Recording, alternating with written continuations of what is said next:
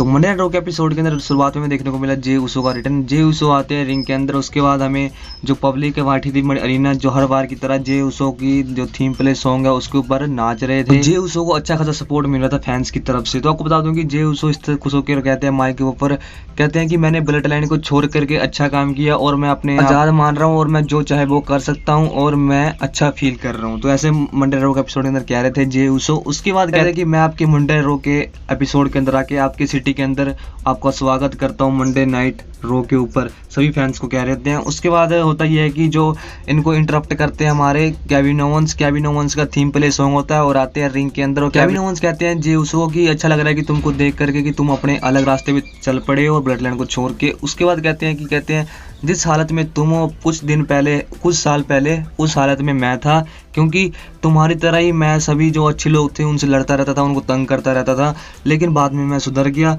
अब तुम भी उसी हालत में हो कि तुम अपने आप को गलती फील कर रहे हो कि तुमने मतलब उनको तंग क्यों किया, तुमने उसको मतलब जो अच्छे लोग थे तुमने उसके ऊपर अटैक क्यों किया, इसे तुम गलती फील कर रहे हो। और तुम्हें जो लोकर रूम वाले ड्रू मैकिंटायर, मैट रिडल, ये सुपरस्टार तुम्हें पसंद ही नहीं करते, ये चाहते नहीं कि तुम उनके लोकर रूम में रहो और तुम्हें देखना वो पसंद ही नहीं करते। कहते हैं कि ये बंदा हमारे मंडे नाइट रॉ के लोकर रूम में डिजर्व नहीं करता ये बंदा रहना। तो ड्रू मैकिंटायर, मैट रिडल और उसके जैसे सुपरस्टार तुम्हें पसंद नहीं करते, केविन ओवेंस से कह रहे होते हैं। लेकिन केविन ओवेंस ये भी कहते हैं कि तुम्हें थोड़ा टाइम लगेगा उनके दिल में जगह बनाने का और तुम्हें उनसे घुलने मिलने में थोड़ा टाइम लगेगा।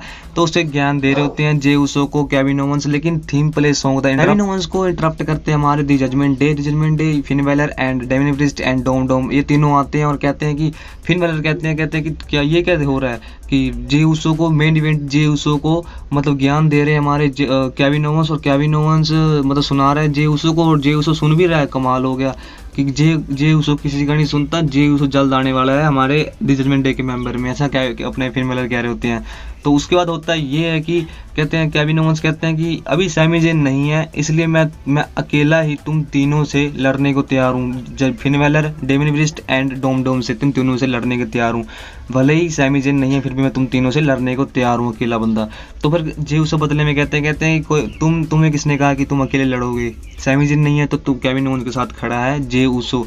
तो ऐसे होता ही है कि जो केविन ओवेंस है वो ज़्यादा खुश होते हैं और कहते हैं क्यों ना चलो स्टार्ट करते हैं। तो इतने में सुनते ही जे उसो लगा देते हैं सुपर किक हमारे डेमिन प्रीस्ट के फेस। तो उसके बाद होता ये है कि जे उसो, Sam and Kevin Owens and the judgement day पांचों के बीच में होने लग जाता है ब्रोल शुरू। उसके बाद टैग टीम मैच देखने को मिलता है, हमें नेक्स्ट देखने को मिलता है। तो टैग टीम मैच में होता ही है कि अच्छा खासा चल रहा होता है, तो जे उसो अपना फ्लैश लगाते हैं, मतलब पिन करने की कोशिश करते हैं, पिन नहीं हो पाते। फिर एंड में जा करके होता ही है, एंड में जा करके डेमिन प्रीस्ट एंड जो केविन ओवेंस एंड जे उसो है दोनों लड़ पड़ते हैं हमारे डेमिन प्रीस्ट के लिए।